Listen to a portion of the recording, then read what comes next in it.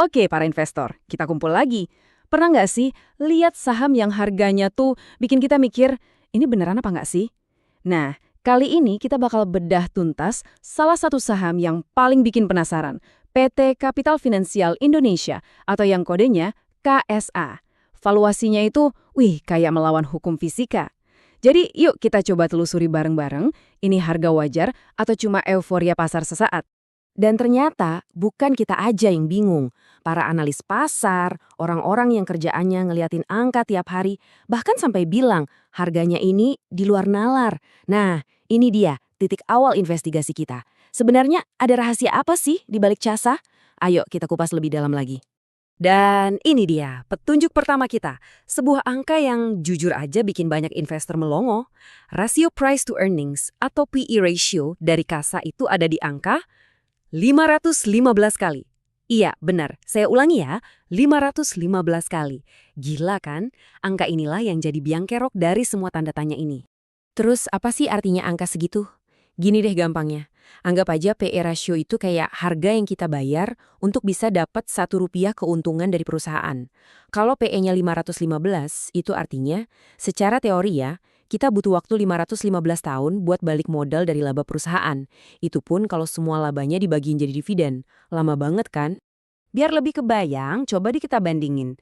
CASA dengan PI-nya 515 kali. Terus kita lihat raksasa perbankan kayak BBCA atau BBRI, PI mereka cuma di belasan tali. Jomplang banget kan? Ini bukan lagi soal mahal atau murah, ini udah anomali. Valuasinya itu jauh di atas bank-bank paling profit di Indonesia sekalipun. Nah pertanyaannya sekarang, kok bisa? Oke, kita udah tahu apa masalahnya, harga yang super tinggi. Sekarang kita masuk ke pertanyaan berikutnya yang jauh lebih penting. Kenapa? Nah, untuk jawab ini kita harus bongkar dulu. Sebenarnya kayak Simkasa ini bisnisnya apa sih? Nah, di sini nih kita nemuin petunjuk yang menarik. Ternyata CSA itu bukan cuma satu perusahaan doang. Ini tuh sebuah holding company, semacam induk perusahaan yang punya ekosistem finansial lengkap. Dari perbankan, asuransi jiwa, manajemen aset, sampai fintech, semuanya ada di bawah satu atap. Mereka menyebutnya layanan keuangan satu pintu. Konsep ini jadi bagian krusial dari narasi mereka.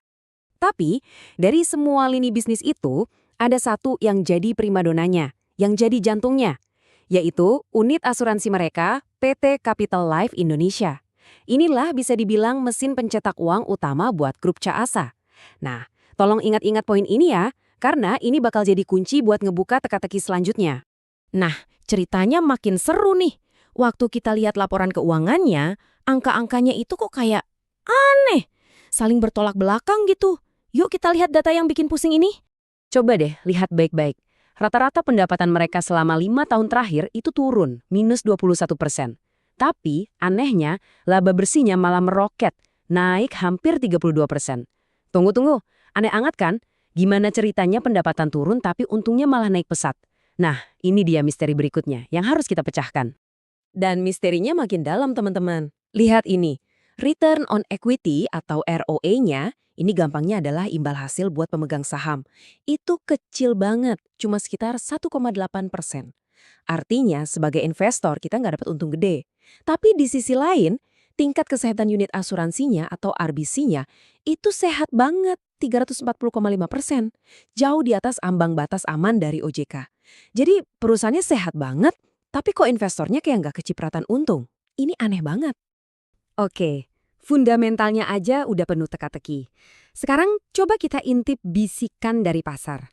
Kadang pergerakan para pemain besar atau bandar ini bisa kasih kita petunjuk tersembunyi. Dan di saham CASA ada pergerakan yang menarik banget buat dicermati. Sebelum kita lanjut, biar nggak bingung kita pahami dulu satu istilah ini, crossing saham atau block trade. Ini bukan jual beli biasa di papan bursa yang kita lihat sehari-hari ya.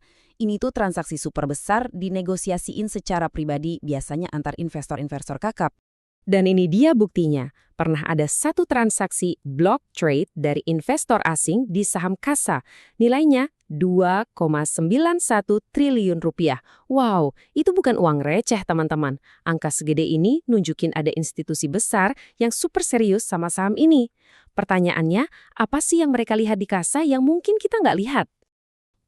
Ada lagi loh keunikannya. Saham CASA ini ternyata punya beta negatif. Maksudnya apa? Gampangnya gini, pas pasar saham lagi merah semua, IHSG lagi anjlok, saham ini malah bisa ijo sendiri. Keren kan? Dia kayak punya dunia sendiri, nggak ngikutin arus pasar. Ini yang bikin dia makin misterius. Baiklah, kita udah ngumpulin semua potongan puzzle-nya. Valuasi yang gila-gilaan, fundamental yang bikin bingung, dan pergerakan pasar yang misterius. Sekarang, waktunya kita rangkai semuanya dan kita timbang argumen dari kedua kubu. Jadi kesimpulannya ada dua kubu yang berseberangan. Di satu sisi, ada kubu banteng atau para optimis. Mereka percaya sama ekosistem finansialnya yang terintegrasi, pertumbuhan labanya yang kuat, dan potensi masa depannya sebagai bank digital. Tapi di sisi lain, ada kubu beruang atau para skeptis. Mereka bilang, tunggu dulu, valuasinya udah kelewat mahal, dividen nggak pernah ada, dan imbal hasilnya buat investor kecil banget. Dua-duanya punya poin yang masuk akal kan? Nah, pada akhirnya bolanya kembali ke tangan Anda, para investor.